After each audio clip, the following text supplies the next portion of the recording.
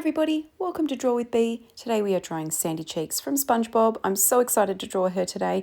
You'll need your markers, Sharpie markers, colouring pencils, other drawing pencils that you may have at home. I've used some markers to colour her in today, as well as some pencils to add some extra shading. If you've got a white pencil at home, this is great for adding extra highlights.